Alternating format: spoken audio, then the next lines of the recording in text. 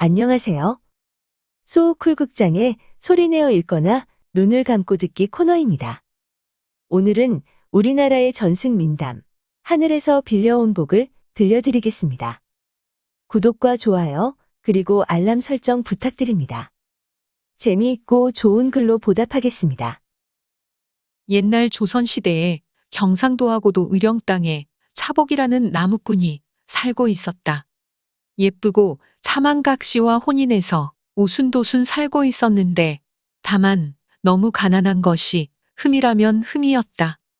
날마다 힘들게 나무 한 짐씩을 해서 장에 내다 팔았지만 그걸로는 겨우 목에 풀칠할 정도였다. 하루는 차복이 마음을 단단히 먹었다. 계속 이렇게 살 수는 없다. 고생하는 김에 좀 더 고생해보자. 이제부터 하루에 나무를 2짐씩 하자. 이튿날부터 차복은 아직 닭도 울기 전인 캄캄한 꼭두새벽에 집을 나서서 어두워질 때까지 쉴 새 없이 일했다.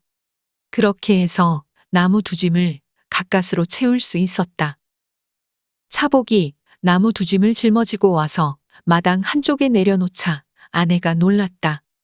나무를 2짐이나 하다니 힘들지 않았어요? 괜찮아요. 두고 보라고. 부자는 못 되더라도 밥 걱정은 말아야지. 아내는 눈물을 글썽이며 남편의 손을 꼭 잡았다. 차복은 색시가 해준 밥을 맛있게 먹고 잠자리에 들었다. 다음 날 나무찜을 장에 내다 팔려고 이른 새벽에 일어나 마당에 나간 차복은 깜짝 놀랐다. 여보, 마당에 둔 나무 한 짐이 어디로 갔지? 예?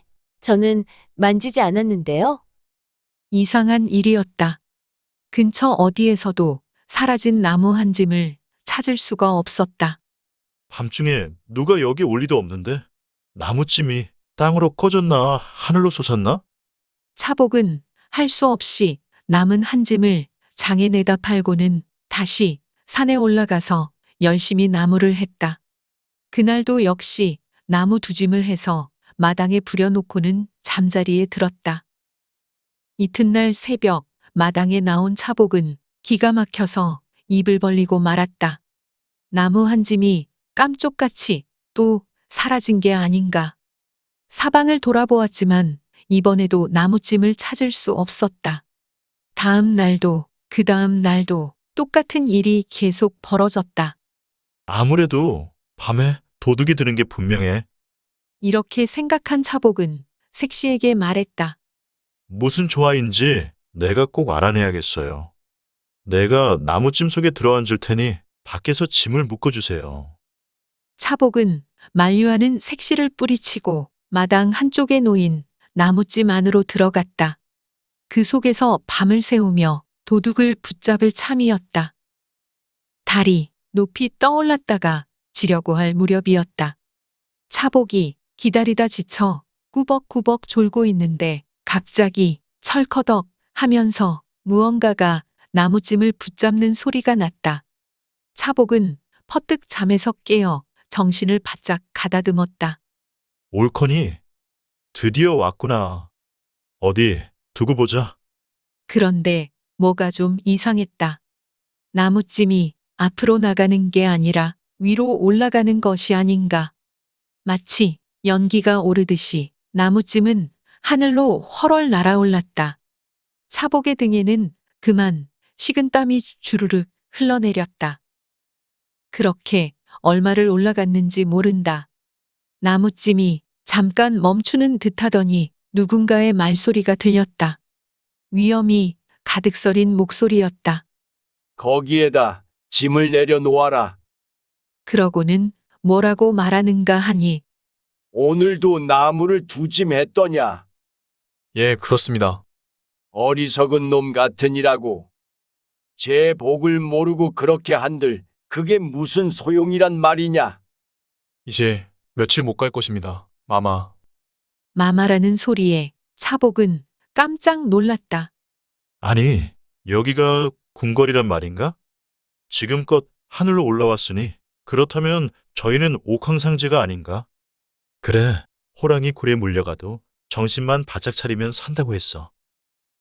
신하가 짐을 막 풀려 하자 차복은 짐 밖으로 펄쩍 뛰어나가서 옥황상제 앞에 넙죽 엎드렸다. 마마, 통촉하소서. 그러자 신하는 물론이거니와 옥황상제도 어찌나 놀랐는지 눈이 휘둥그레져서 입을 딱 벌리고 말을 잇지 못했다.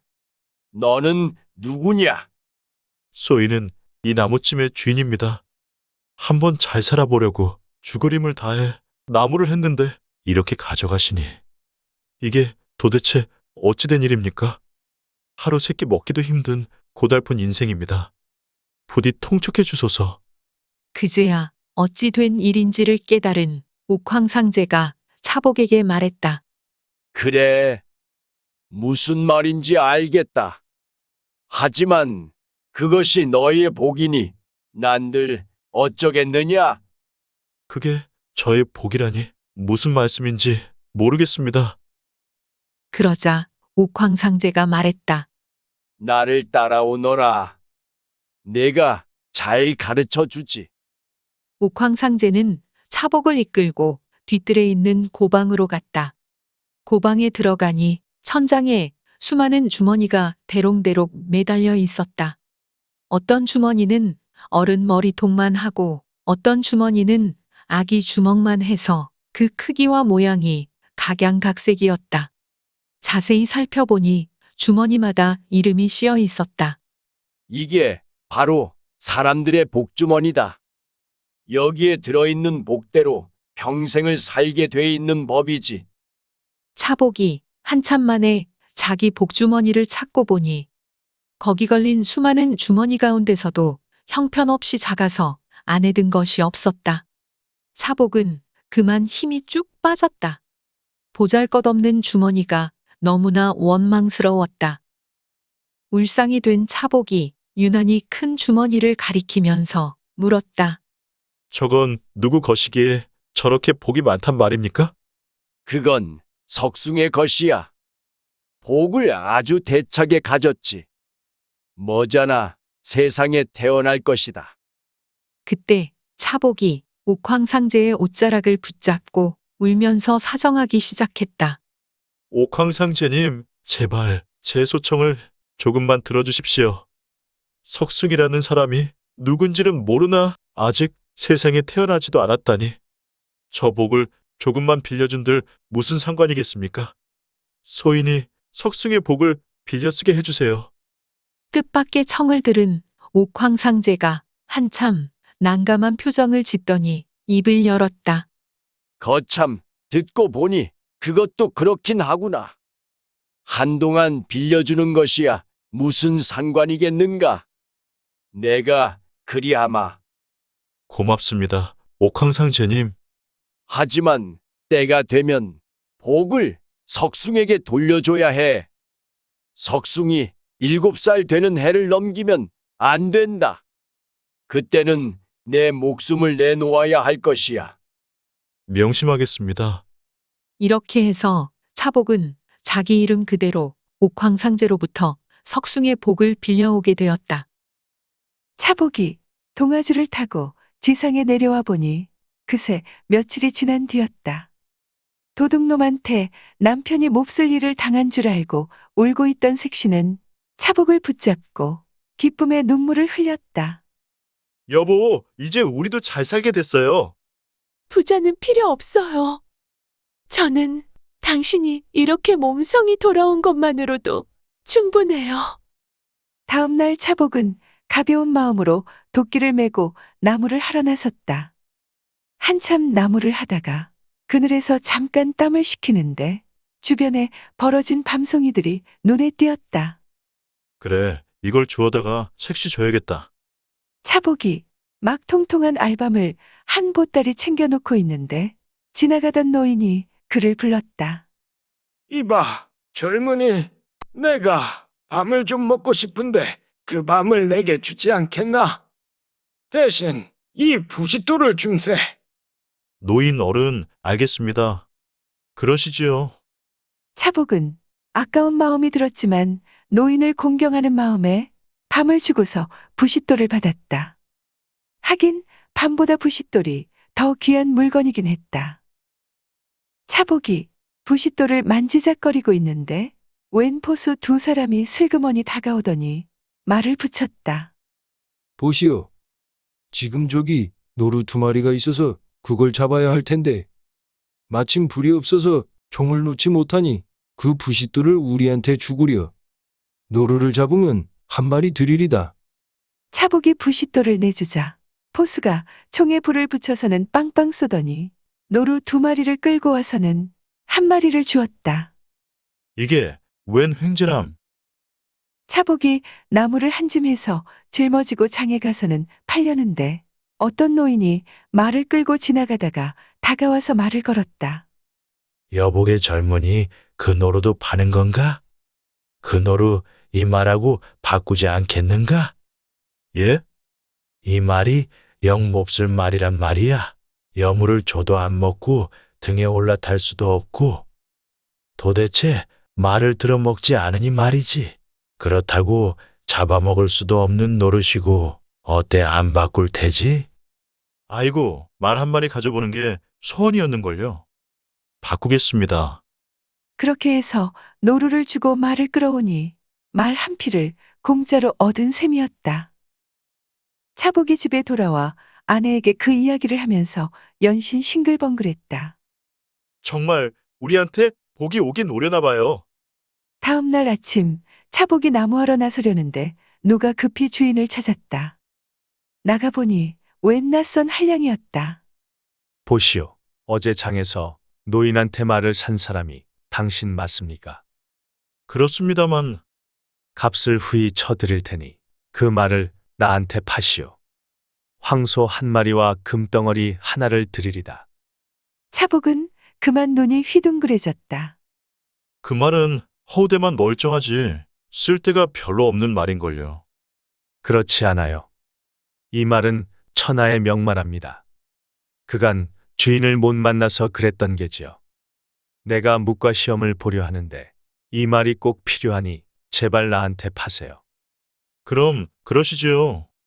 차복이 말을 내주고 금덩어리에 황소까지 한 마리 받으니 미천을 잡아도 아주 크게 잡은 셈이었다. 금덩어리를 판 돈으로 논과 밭을 새로 사니 생전 처음 가져보는 내 땅이었다. 차복은 황소를 이용하여 논밭을 갈면서 남들보다 서너 갑절이나 더 열심히 일했다. 그러자 이듬해에 농토가 배로 늘었고 그 다음 해에는 또다시 2배로 늘었다. 몇 년이 지나지 않아서 차복은 동네에서 부자 소리를 듣게 되었다. 다만 한 가지 걱정은 석숭에게 복을 돌려줘야 할 때가 서서히 다가오는 것이었다. 그러던 어느 날 차복의 집에 웬 거지물이 한때가 동냥하러 왔다. 차복의 집이 적선지가라고 조선팔도에 소문이 자자했기 때문에 저 멀리 강원도에서 온 거지들이었다. 차복이 음식을 대접하면서 살펴보니 눈에 띄는 남녀가 있었다. 부부인 모양인데 그 아내가 아기를 가져 만삭의 몸인데도 제대로 먹지를 못해 꼬리말이 아니었다. 차복 부부는 얼른 그들을 안으로 들여서 따뜻한 온돌방에 쉬게 하고 맛난 음식으로 대접했다. 고맙습니다. 이 은혜를 어떻게 갚아야 할지. 은혜라니 무슨 말씀을 하십니까? 서로 도우면서 살아야죠. 그런데 그 다음 날 거지 여인이 배가 아프다고 야단을 하기 시작했다. 애를 낳으려는 게 분명했다. 차복이 산파를 불러서 돌보게 하니 아기를 순산하였다. 사내아이였다. 차복 부부는 미역국을 끓여내면서 산모와 아이를 돌봐주었다. 차복이 무심코 거지 남편에게 물었다. 그런데 아이 이름은 어떻게 하시려? 그때 그 거지의 대답이 뜻밖이었다. 석승이라고 지으렵니다. 그 말에 차복은 깜짝 놀라고 말았다. 복의 임자가 찾아온 것이 아닌가. 이제 복을 누릴 날도 몇 년 남지 않았다. 아이가 7살이 되기 전에 복을 돌려줘야 하니 말이다. 차복이 거지 부부에게 말했다. 이것도 다 인연이니 다른 데 가실 게 아니라 여기서 우리와 함께 삽시다. 우리가 살림살이를 마련해 드리지요. 그러자 거지 부부는 감지덕지에서 머리를 조아렸다. 그 모습을 보자니 차복은 저도 모르게 한숨이 났다. 그렇게 함께 오순도순 어울려 살다 보니 어느새 석숭의 나이 7살이 다가왔다. 어느 날 차복은 더는 미룰 수 없다고 생각하고는 석숭네 식구를 불러놓고 지난 사연을 숨김없이 다 털어놓았다. 지금 내가 누리는 복은 모두 다 저 아이 것을 빌린 것이니 내 것이 아닙니다. 이제 때가 됐으니 돌려줄 수밖에요. 우리 집 재산을 다 드릴 테니 받으시구려. 그러자 석숭의 아버지는 그만 난감해졌다. 그건 안 될 일입니다. 어찌 우리가 그 재산을 받겠습니까? 이 재산을 안 받으면 나는 제 명에 살 수 없습니다. 그러니 받으셔야만 합니다. 석숭의 부모는 재산을 받을 수도 없고 안 받을 수도 없어 난처해서 어쩔 줄을 몰랐다. 그때 옆에서 듣고 있던 어린 석숭이 나섰다. 아버지, 제 것이라면 받아야죠. 그러더니 자신을 쳐다보는 어른들을 보고 싱글벙글 웃으면서 말했다. 대신 저분들을 저의 수양부모로 모시렵니다. 그래서 함께 살면 되잖아요. 그러자 석숭의 아버지가 옳거니 하면서 무릎을 탁 쳤다. 이제 자신의 복이 다 끝났다고만 생각하고 있던 차복의 얼굴 또한 밝아졌다. 그렇게 해서 석숭은 친부모와 수양부모를 모시고 함께 살게 되었다. 석숭은 타고난 복이 얼마나 컸던지 사방에서 복이 저절로 굴러들어와서 세상에서 제일 가는 부자가 되었다. 옛말에 복은 나눌수록 커지는 법이라고 하더니 옛 어른들의 말은 틀리는 법이 없는가 보다. 들어주셔서 고맙습니다. 참고문헌 및 자료 출처 소개에 올리겠습니다. 신동훈 교수가 엮은 세계민담 전집 한국편에 실린 이야기 하늘에서 빌려온 복이 기본 텍스트입니다. 한국학중앙연구원에서 기사와 사진을, 숭실대학교 한국기독교박물관에서는 그림을 빌렸습니다. 국민뉴스 김한태 선생의 칼럼, 유정철리 부르며 갈퀴질하던 두메산골 나무꾼 시절이 그립다와 네이버 블로그 서울중앙지방법원 대학생기자단의 글, 동화특집 선녀와 나무꾼 그리고 법에서 사진을 빌렸습니다. 박하의 브런치, 비봉래의 메아리, 소년 머슴의 인생역전에서 일러스트 한 점 빌렸습니다. 또 위키백과와 나무위키에서 기사와 사진을 빌렸습니다. 조선시대 화가, 김홍도, 김준곤, 그리고 김득신의 그림 몇 점을 빌렸습니다. 또 123RF, 핀터레스터, 픽스타, 게티 이미지뱅크, 그리고 PNG트리의 사진과 일러스트도 빌렸습니다. 소우쿨 극장은 일주일에 3번, 매주 화요일, 목요일, 그리고 토요일 오전 10시에 정기적으로 이야기를 올립니다. 가끔 여건이 허용하면 일요일이나 월요일 중에 3에서 5분 길이의 짧으면서도 우픈 이야기를 번개로 올리도록 하겠습니다. 안녕히 계셔요. 고맙습니다.